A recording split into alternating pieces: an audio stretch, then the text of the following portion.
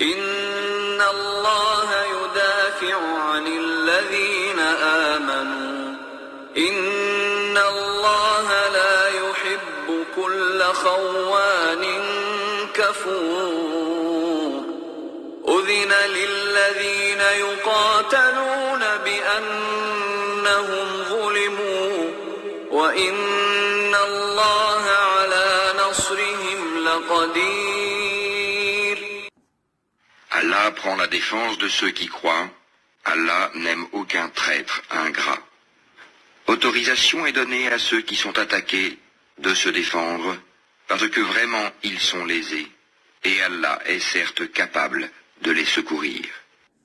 الذين أخرجوا من ديارهم بغير حق إلا أن يقولوا ربنا الله ولولا دفع الله الناس بعضهم ببعض لهدمت صوامع وبيع وصلوات ومساجد يذكر فيها اسم الله كثيرا ولينصرن الله من ينصره إن الله لقوي عزيز. Ceux qui ont été expulsés de leur demeure, contre toute justice, simplement parce qu'ils disaient « Allah est notre Seigneur ». Si Allah ne repoussait pas les gens les uns par les autres, les ermitages seraient démolis, ainsi que les églises, les synagogues et les mosquées, où le nom d'Allah est beaucoup invoqué. Allah soutient certes ceux qui soutiennent sa religion. Allah est assurément fort et puissant. Assalamu alaikum wa rahmatullahi wa barakatuh. Que la paix soit sur vous ainsi que la miséricorde et la bénédiction. La Palestine n'a pas le droit de se défendre. On peut venir spolier tes terres, te coloniser, faire un apartheid, faire limite une épuration ethnique. Hein. Et si tu te défends, tu es un terroriste. Bah oui, parce que tu es musulman. Voilà dans l'embrouille dans laquelle nous sommes, cette grande supercherie et illusion dans laquelle est alimenté les médias de masse, manipulateurs d'esprit et autres sbires politiques, journalistes, etc. Tout le monde est dans la combine. Il y a consensus dans le système laïco-démocratico-maçonnico-sioniste, à l'unanimité, dans les médias, les politiques, tous les politiques font la queue pour venir exprimer leur émoi et leur soutien aux gentils Israéliens qui se sont fait attaquer par les méchants Palestiniens terroristes, islamistes, radicaux. Hein. Donc ça, c'est la version du système, parce que le musulman n'a pas le droit de se défendre. Parce que quand les Ukrainiens se défendent face à l'Empire russe, à ce moment-là, ce sont les défenseurs de la liberté. Mais quand les Palestiniens se défendent, non, ce sont d'horribles terroristes, islamistes, radicaux, etc. Parce que le musulman, mes frères et sœurs, doit être un mouton soumis, écrasé, dominé et subir et baisser la tête. C'est ça le réel. Il ne doit pas lever la tête. Il ne doit pas être fier. Il ne doit rien revendiquer. Il ne doit pas avoir le torse droit et fier et regarder droit dans les yeux les puissances hégémoniques mondiales. Non, il doit rester par terre, écrasé, être une page blanche, sans conviction, sans croyance, sans revendication de projet de société civilisationnelle islamique. Il doit être écrabouillé, soumis et léché par terre les quelques miettes que le système hégémonique laissera derrière lui. Voilà. C'est ça le réel, mes frères et sœurs. Et vous qui n'êtes pas musulmans. Et c'est ça qu'il faut comprendre. Parce que c'est une situation confortable. Bah oui, je viens chez toi spolier tes terres, te coloniser, faire une épuration ethnique, te massacrer, t'humilier, te faire tous les jours des actes humiliants, te cracher, t'insulter, te pousser, comme toutes les vidéos qu'on voit depuis des années où des vieilles hajjas palestiniennes se font tirer le voile, pousser, insulter. Même les chrétiens de Jérusalem se font cracher dessus, insulter, pousser par ces sionistes, hein, parce qu'il faut bien différencier les gens et le système de pensée et le projet sioniste, hein, c'est ça qu'il faut comprendre.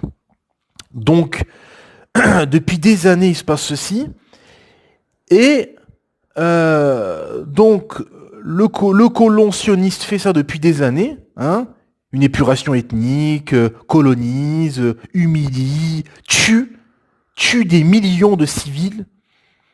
Et quand ces Palestiniens se défendent, sans rentrer dans l'embrouille, hein, le Hamas, etc., est-ce qu'ils sont droits, est-ce qu'ils font tout comme il le faut, etc., là où justement le système veut nous emmener. Un débat en fait qui serait entre le Hamas et Israël. Non, non, non, non. C'est Israël, cet État sioniste terroriste, qui terrorise et qui tue des Palestiniens depuis des années. C'est Israël, entre guillemets, ce système sioniste, face à la Palestine. Et les médias, tout doucement, depuis quelques jours, veulent emmener les gens sous le débat. Non, c'est le Hamas, ce groupe terroriste islamiste face à Israël. Non, non, non, c'est la Palestine, c'est toute la Palestine. Et même au-delà, c'est le monde musulman qui est attaqué. C'est une province, c'est une ancienne province du Khalifa islamique qui est assiégée et attaquée depuis des décennies. C'est ça la réalité. Il faut pas tomber dans le piège. Comme j'avais tweeté aujourd'hui, il faut pas tomber dans le piège de guéguerre de clans, d'individus, etc. Non, non, non. Il faut bien comprendre ce qui se passe. C'est un système global, moi ce que j'appelle laïco-démocratico-maçonnico-sioniste, hein, qu'on peut rajouter, un projet matérialiste athée, face au monde musulman, et qui veut éradiquer l'islam et les musulmans, et en tout cas que les musulmans deviennent comme eux. C'est ça le but. C'est ça au final. Faut pas tomber dans des guéguerres à gauche, à droite, tel groupe, tel mouvement, tel. Non, non, non, non. Faut penser global. On est dans une époque très spéciale et très complexe. Et il faut analyser, prendre de la hauteur, sans émotion, sans passion, sans sortir de l'état de choc, parce que quand on est dans un état de choc, on est plus rationnel sur ce qui se passe, sur les agissements, etc. Faut être conscient, comprendre ce qui se passe, comme disait un savant musulman, un œil sur le texte, c'est-à-dire le Coran et la Sunna, et un œil sur le contexte. Qu'est-ce qui se passe? Où va le monde? Les intérêts des uns et des autres. Le monde musulman, il en est où? Le monde... le système occidental hégémonique, où il en est, c'est quoi son agenda, c'est quoi son projet, etc. C'est ça en fait. Il faut être éveillé. Il faut penser global.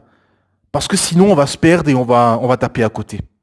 Parce que bien évidemment, il y a consensus chez les médias, unanimité, pour dire qu'en fait c'est le pauvre Israël qui a subi des attentats. On a même entendu parler du 11 septembre, c'est le 11 septembre israélien, etc. Bon, et autres fumisteries. Non, la réalité, c'est que cet État sioniste qui a été mis là par les puissances occidentales, qui avaient la main mise sur la région, donc forcément, hein, parce que voilà, ils ont colonisé le monde musulman, etc. Donc ils ont mis leurs pions, ils ont mis des marionnettes, ils ont fait tout ce travail et ils ont décortiqué quoi le khalifa islamique, etc. Et ils ont imposé ce système sioniste. Et derrière, bien évidemment, il y a l'Amérique avec ses sbires UE, Grande-Bretagne, Australie, Canada. C'est ça la réalité, quoi. C'est ça qu'il faut comprendre. Maintenant, bien évidemment qu'il faut se défendre. Alhamdulillah. Mais comment se défendre? Avec les outils du système? Non, ça ne marchera jamais. Ce que j'arrête pas d'expliquer aux musulmans qui se disent démocrates, qui veulent rentrer dans les partis politiques et utiliser les outils du système pour combattre le système. Non. Utiliser et réclamer ses droits auprès d'instances internationales montées par les États dominants, avait comme représentants que ces États-là dominants, hégémoniques, pour l'intérêt de ces États, hein, c'est-à-dire Israël, l'Union européenne, les États-Unis, etc. Hein, non. Combattre sous la bannière de son État-nation, non. Non et non, ça ne marchera pas. La seule solution, mes frères et sœurs, c'est de s'unir, d'être, comme j'ai expliqué dans une intervention précédente, d'être un bloc compact. Parce que ça marche comme ça, et le monde a toujours marché comme ça, par empire dominant, par bloc, etc. Hein. Parce qu'il faut se réveiller. On est dans un monde de jungle. On est dans un monde de jungle. Il n'y a pas d'amis, il n'y a pas d'ennemis, il n'y a que des intérêts corrompus. On n'est pas dans un monde de bisounours, mes frères et sœurs. Hein. On n'est pas dans... Il faut arrêter d'être bercé par Hollywood et les séries, etc. Non, non, non. La réalité, c'est un monde de jungle. Il y a des shéatines parmi les ins et parmi les djinns. Parmi les djinns et parmi les humains. Et Satan manipule à des suppôts parmi les humains et parmi les djinns pour faire un système qui va à l'opposé du système divin, comme j'ai expliqué dans une précédente intervention. Lui, il veut que tu fasses tout le contraire. Il veut que les gens aillent à l'inverse. Et c'est exactement, quand vous prenez le système hégémonique occidental matérialiste athée, c'est un système, au niveau des valeurs, au niveau du projet de société, qui est complètement à l'opposé de l'islam. Complètement. À tous les niveaux. Donc, il faut arrêter de rêver. Hein. Comme j'ai vu un tweet qui est passé là sur Twitter, où on voyait l'Algérie qui demande une intervention d'urgence de la communauté internationale, etc., etc. Ces gens ont monté de toutes pièces des instances internationales pour leurs intérêts, pas pour l'intérêt des peuples, etc. D'ailleurs, Israël n'a respecté aucun accord de tous les traités qui ont été imposés à cet État terroriste sioniste. Ils n'en ont respecté aucun. Ils ont un agenda, ils avancent, ils ont des puissances derrière eux qui les soutiennent, et le reste c'est du blabla, c'est de la philosophie. Le reste c'est juste pour embellir comme ça, pour boucher les trous et pour faire croire au monde que le système occidental est bienveillant et cherche l'intérêt des peuples. Non, on le voit très bien quand même. C'est pour ça que je parle d'Hollywood et des séries, parce qu'ils ont endoctriné le système américain. Les Américains ont endoctriné le monde avec Hollywood et les séries, et aujourd'hui, en fait, vous avez des gens qui croient à ce système corrompu. Qui a détruit, qui a envoyé des bombes de plusieurs tonnes sur Hiroshima, Nagasaki? Qui a tué, a assassiné près de 2 millions de Vietnamiens? Qui a tué et assassiné près d'1 million d'Irakiens? Et les milliers de Syriens, de Libyens, d'Afghans, d'Africains, etc. Qui a fait ça? Ce sont les puissances occidentales. À leur tête, c'est les USA. Faut se réveiller. Faut sortir de tout ça. Non. Faut arrêter de compter sur les gens, compter à gauche, à droite, etc. Parce que ces gens-là ne veulent pas l'intérêt de pays musulmans. Et encore moins l'intérêt de l'islam. Parce que des pays musulmans qui sont des pâles copies des démocraties occidentales et qui n'appliquent pas la charia à 100%, etc., qui bricolent un peu entre des lois occidentales et un petit peu d'islam à gauche, à droite, ça ne les dérange pas, pour le moment. Hein. Ils aimeraient bien évidemment, que ces États soient complètement athées. Ils aimeraient bien que tout le Maghreb et au-delà soient des États complètement athées, sécularisés, hein, où l'islam ne régit plus rien du tout, il n'y a plus du tout d'islam. Ils aimeraient bien ça. Mais ils se contentent de ça, que ça reste des pays qui sont mous, qui ne revendiquent pas la charia au pouvoir. Et eux, ils ne veulent surtout pas l'intérêt de l'islam. Parce que pourquoi? Parce que si l'islam est au pouvoir, c'est fini. C'est fini les intérêts, c'est fini la corruption, c'est fini riba, l'usure bancaire, c'est fini les plages nudistes. C'est fini le jeu démocratique où on fait croire aux gens je ne sais quoi, hein, qu'ils ont le pouvoir et qu'ils peuvent décider, alors qu'on sait très bien qu'il y a des élites qui dirigent dans l'ombre depuis des décennies, des siècles même, et tous les lobbies et les instances et le FMI et les marchés financiers, le système bancaire et Bruxelles et compagnie qui dirigent les États européens. On le sait très bien. Et on fait croire ça. Tous les 5 ans, on organise cette cérémonie maçonnique où on fait croire que... Non. Et, et eux, ils veulent les changements de sexe. Ils veulent le LGBTisme, le féminisme. Ils veulent, comme là on a vu là une Miss au Portugal, Miss transgenre. Eux, c'est ce qu'ils veulent. C'est leur projet de société. Corruption, décadence, perversion, etc. Ouh, c'est la loi du plus fort. C'est ça la réalité. Et au final, c'est la loi du plus fort. Le plus fort impose ses règles et impose son système et tue les autres nations si ces nations ne suivent pas leur agenda, l'agenda et le projet de société du système hégémonique occidental. C'est ça la réalité. Voilà. Et on le voit même à petite échelle. Moi, personnellement, j'ai participé à un space, on était à peu près 400 personnes, excusez-moi, à peu près 400 personnes comme ça, où ben, ça parlait d'Israël, la Palestine, ce qui se passait, etc. Bon, après, ça a dérivé sur l'islam, parce que forcément, comme je l'avais dit dans un tweet il y a quelques semaines, que quand vous écoutez les space tweeters, tout arrive à l'islam. Que quand le space, là je parle de space tenu par des non-musulmans, que ça commence, ça parle d'économie, ça parle de géopolitique, ça parle de pouvoir d'achat, peu importe le sujet, ça termine toujours à l'islam, on arrive toujours à l'islam. Pourquoi ? Parce que l'islam cristallise le monde. Et pourquoi l'islam cristallise le monde ? Parce que l'islam est le seul projet de société viable à long terme, au niveau sociétal, et qui répond aux questions existentielles, contrairement à ce système creux, matérialiste, athée, qui ne répond pas aux questions existentielles. Et donc c'est pour ça que dans les sociétés occidentales, vous avez les taux de dépression, d'anxiété, de suicide les plus élevés au monde. Voilà la réalité. Et dans ce space, et forcément, c'est dans ce space, on arrive à l'islam, le Coran, et blablabla, blablabla, forcément, parce que ces gens-là, ils prennent des traductions de Coran, ils prennent un verset où c'est marqué, où ça parle de guerre, de tuer, je ne sais quoi, et comme ils n'ont pas la langue arabe, comme ils n'ont pas les tafassirs, le tafsir de ce verset, l'explication, l'exégèse de ce verset, la circonstance de révélation, Sierra Nabawiya, la vie du prophète, le déroulement de ces 23 ans de prophétie, qu'est-ce qui s'est passé ? 23 ans de prophétie, 13 ans à la Mecque et 10 ans à Médine, qu'est-ce qui s'est passé ? Pourquoi tel verset a été révélé ? Pourquoi ci, pourquoi ça ? Comme ils n'ont pas tous ces éléments scientifiques et techniques, ah ben ils sont perdus. Et comme ce sont des chiatines beaucoup, qu'on voit circuler sur Twitter et dans les spaces, etc., sortir leur logoré et compagnie, eh ben, ils utilisent ces versets-là pour tromper les gens.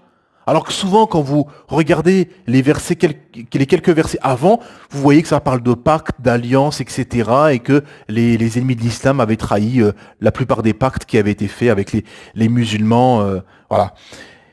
Et donc, dans ce space, avec des frères, on a intervenu, alhamdulillah, on a développé, on a ramené un contre-argument.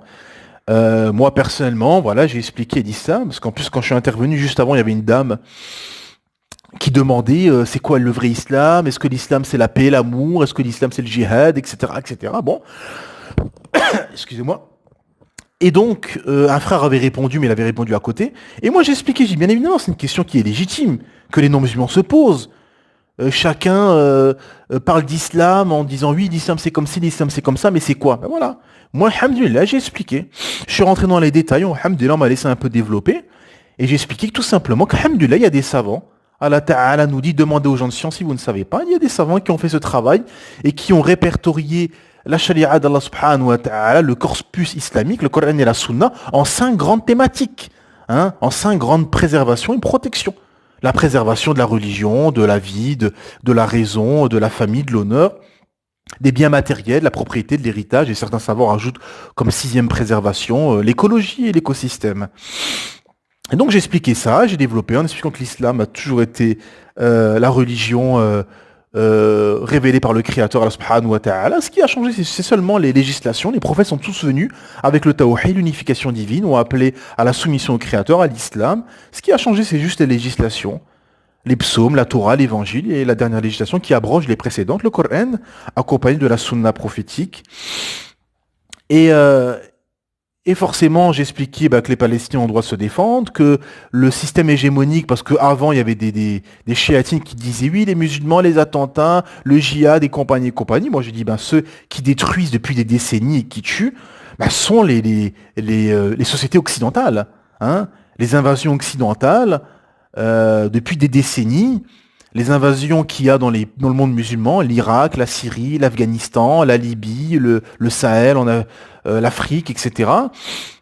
Et même ailleurs, hein, Cuba, Vietnam, Japon, etc. ont été faits par par les sociétés occidentales, hein, par les États occidentaux. C'est eux qui ont fait ces invasions et qui ont tué des millions de gens.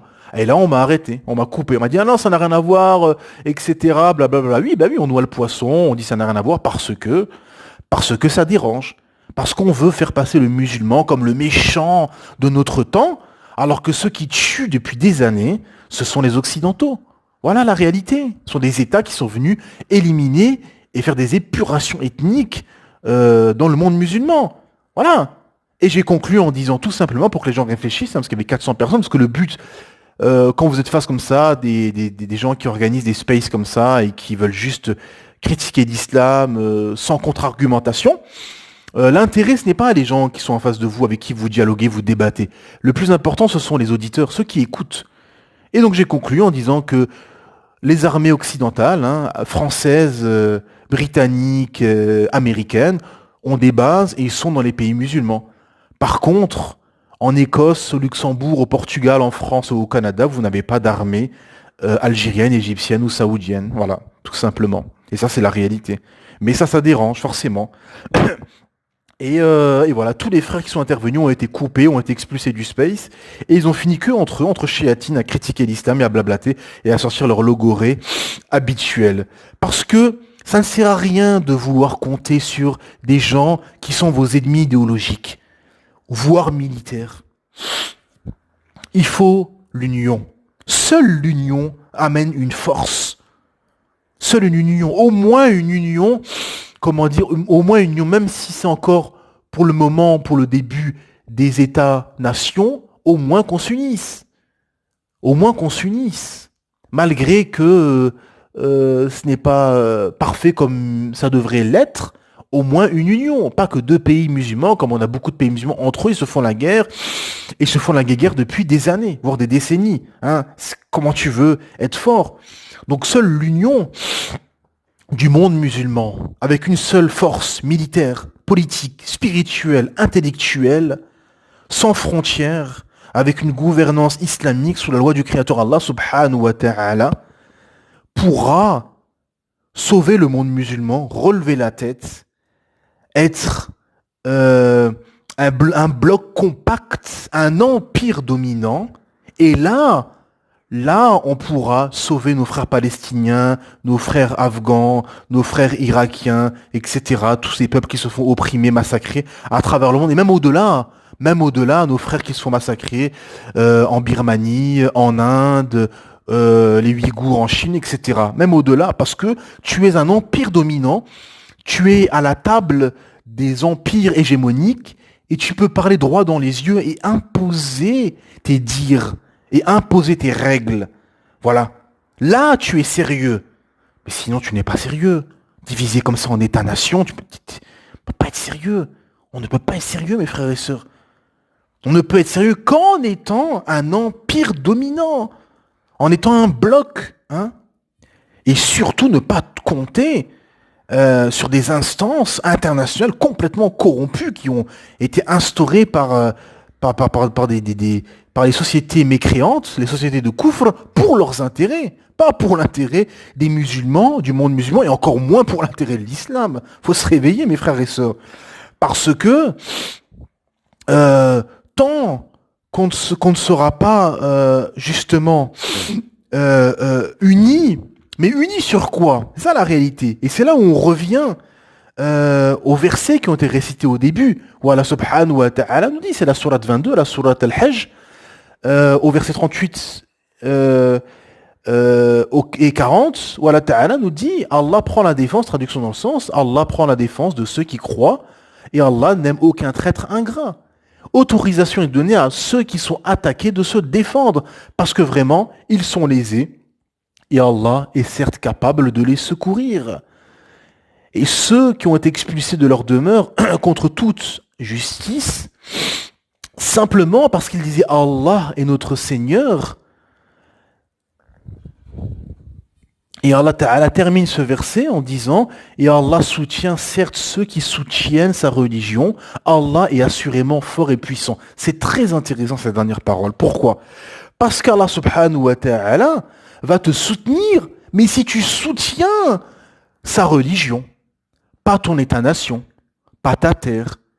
Et c'est pour ça qu'il faut aussi avoir une vision et un discours rationnel, hein, et sortir des émotions et des passions, etc. Parce qu'on le sait très bien, il ne faut pas se mentir et pas faire semblant, on le sait très bien que la Palestine, beaucoup sont des nationalistes, parfois vous avez même des gens qui sont athées, qui soutiennent la Palestine, etc. Donc vous avez beaucoup de gens qui sont plus dans l'adoration de la Palestine et du drapeau palestinien et de l'État-nation palestinien que d'une terre islamique qu'il faudrait qu'elle revienne aux musulmans pour qu'elle soit régie sous une gouvernance islamique. Et c'est ça la nuance, mes frères et sœurs.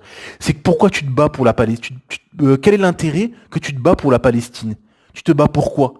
Tu te bats pour un État-nation, ton drapeau, et qu'ensuite tu sois un groupe nationaliste et que tu appliques des lois sorties de ta tête, ou bien tu veux récupérer cette terre islamique pour que la loi d'Allah subhanahu wa ta'ala soit appliquée au plus haut sommet de l'État. C'est ça la réalité.